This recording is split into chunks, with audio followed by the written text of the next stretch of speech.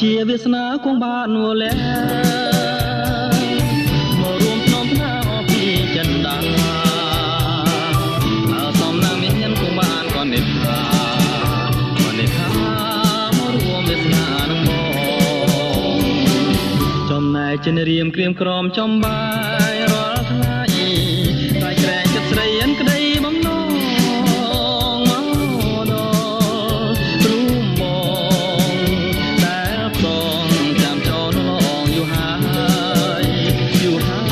សិនវាសនាគង់បានស្រស់ស្រីមកណាថ្នមបីជាគូគៀកាយ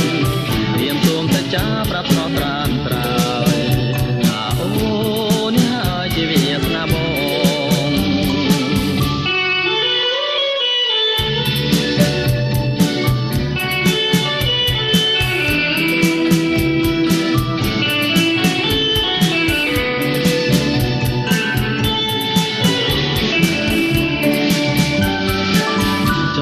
ចិនរៀមក្រៀមក្រំចំបា